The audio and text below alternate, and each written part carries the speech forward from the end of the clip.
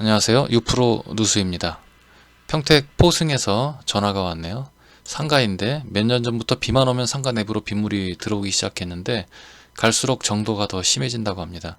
요즘은 비가 조금만 와도 안으로 물이 들어와 가지고 이제는 누수를 잡아야 될 것 같다고 방문을 좀 해달라고 하십니다. 빗물 누수는 한번 시작되면 갈수록 심해지는 경향이 있습니다. 왜냐하면 빗물이 건물 구조물에서 취약한 부분을 타고 한번 길을 내고 나면은 빗물이 다 말랐다 하더라도 다시 비가 오고 구조물이 젖게 되면 물길이었던 부분으로 쉽게 물이 타고 들어오게 됩니다. 그래서 정도가 점점 심해지게 됩니다. 아무튼 평택 포승의 상가 누수 탐지를 위해서 현장을 방문해 보았는데요. 이렇게 아래쪽에 곰팡이가 많이 피었습니다. 사진의 바닥을 잘 보시면 여기 이렇게 물이 차 있는 걸 볼 수가 있습니다. 이쪽도 많이 곰팡이가 피어 있습니다.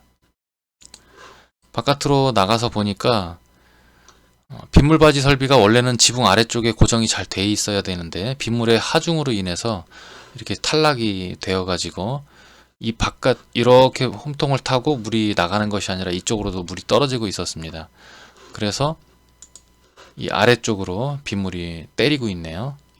뭐 이런다고 해서 꼭 누수가 발생이 되는 것은 아니지만 이 건물 구조물에 취약한 부분이 있으면 누수가 발생이 되겠죠.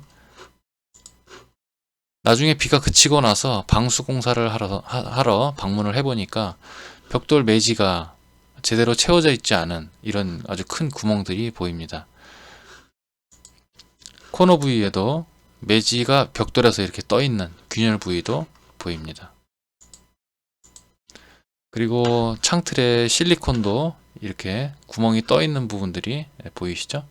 굉장히 미흡한 부분이 많았습니다. 이거 외에도 이제 물이 유입될 수 있는 모든 부분을 막는 작업을 시작하겠습니다. 어디서 물이 들어가는지 예측은 할 수 있지만 정확히 알 수는 없는 것입니다. 그래서 의심되는 모든 부분을 막는 작업을 시행하게 됩니다. 위에서 본 것처럼 균열 부위, 매지 부위가 미흡한 부분은 아니라 벽에 구멍을 뚫고 나사를 박은 것도 실리콘을 꼼꼼하게 발라서 물의 유입을 막습니다.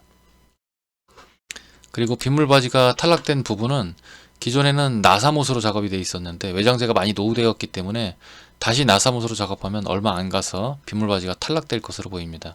그래서 보이지는 않지만 나사못 대신 리벳으로 더 단단하게 작업하였습니다. 유프로는 지금 당장의 빗물 누수만 잡겠다는 마인드가 아니라 공사를 맡기신 분의 마음을 생각해서 조금이라도 더 오래가는 작업 방식으로 작업을 하고 있습니다. 그리고 벽돌 매지 사이 부분에 방수제를 꼼꼼하게 발라주는데 건물 기단부에도 콘크리트에도 방수제를 발라줍니다. 이것이 바를 때는 흰색으로 보이지만 마르고 나면은 투명하게 변하면서 벽돌의 색이 살아나게 됩니다. 굉장히 깔끔하게 보이게 됩니다. 그리고 이렇게 벽돌 매지 사이에도 전체적으로 방수제를 꼼꼼하게 발라줍니다. 그런데 벽의 일부분에 곰팡이가 많이 껴 있습니다. 이것은 여기가 이제 지붕 쪽인데요. 비가 그치고 난 후에도 지붕 쪽에서 한참 동안 물이 더 흘러내린다는 뜻입니다.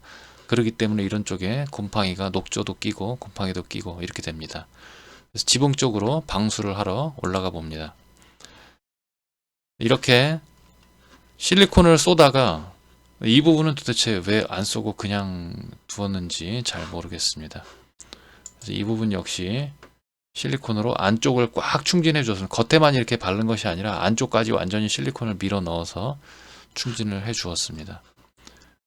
그리고 빗물이 튀어서 들어가는 것을 막아주는 요 스펀지 같은 것이 있는데 이것이 자연의 힘에 의해서 이렇게 사라져 버렸습니다.